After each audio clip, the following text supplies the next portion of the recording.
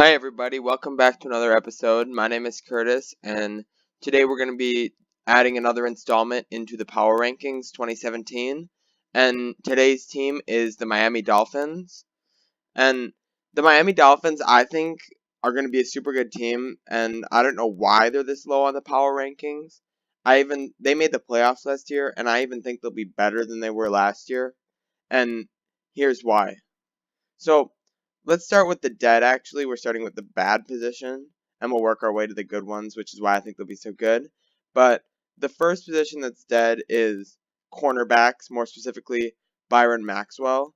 And when you have Byron Maxwell as your shutdown corner, it's going to be a tough year for your corners. They do have Rashad Jones, who is an elite safety, but Byron Maxwell is just not that good. He's one of the most penalized corners in the league, and he got all that money, but he hasn't really done much with it, and he's been a pretty bad cornerback.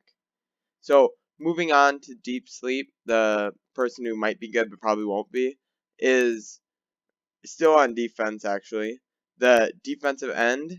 Right here we have Cameron Wake, and he was good a couple years ago. He was a Pro Bowler. He was one of the top defensive linemen, but he's had a bunch of injury problems, and he's just lost a lot of that athleticism that really propelled him to the next level. And I think that, especially coming off an Achilles injury, which is like one of the harder ones to come back from, he's gonna really struggle, and he's gonna have a rough year. But aside from that, I see their team is really good. Waking up, I see waking up Jay Cutler. On this depth chart, it has Matt Moore starting, but Jay Cutler is going to be the starter. And with Adam Gase as the head coach right here, Jay Cutler is going to be in a super good position. I see Jay Cutler being an elite quarterback this year. He had his best year under Adam Gase, and he got a chance to clear his head, and now he's coming back with the best offense he's ever been around. Like, that's the big thing. Not only does he have his best coach, but he has the best offense he's ever had. And personally, I'm a Jay Cutler believer. So when I see him coming into this situation, I could totally see him being I could even see him being a Pro Bowler this year. Now, moving on from Jay Cutler, the woke positions are pretty much the entire offense in general, but I'm going to be focusing on the skill positions. So, starting with wide receivers, they have Jarvis Landry, a top cornerback in the league, or a top wide receiver in the league. Wow, my bad. A top wide receiver.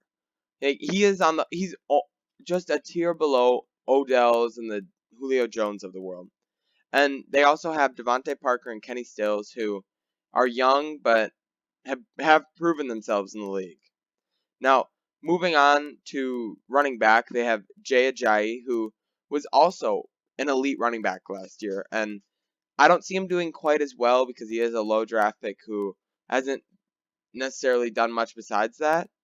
But he's gonna be an elite. He's gonna be an elite player in the NFL, and not only him, but they have like one of the fastest running backs in the league, in Kenyon Drake. And they also this is underestimated, but it's gonna be super important. Julius Thomas, Peyton Manning's number one tight end when he had 55 touchdowns, is gonna make a huge difference. And the rest of the offense is pretty good, so I see them being I see them being a top 5 offense in the NFL. And that's going to be crazy, which is why I think they're going to be a lot better than people say. Now, let's move on to their schedule. In the one-on-one matchup of the year is going to be against the Patriots. So, this is going to be crazy. Jarvis Landry straight up against Malcolm Butler. I'm so excited for that matchup because with Jay Cutler at the quarterback and still Malcolm Butler being a really good corner, I see that being a matchup to watch. I'm going to be watching that game for sure. November 26th, and if that's good, December 11th. Now, moving on to the what to watch for, I want to see December 3rd, Dolphins versus Broncos. And this game is going to be great because it pits what I see as a top 5 offense against what I also see as a top 5 defense in the Broncos.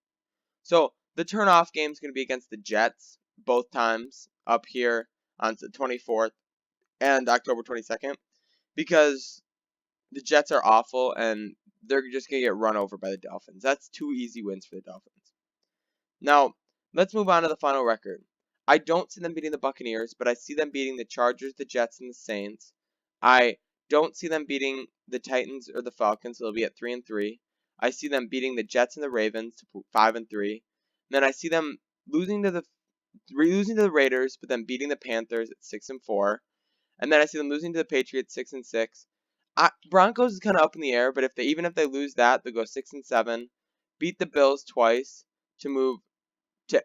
Well, I could see them beating the Bears, so I put them at 8-7, and then the Chiefs will be kind of up in the air too.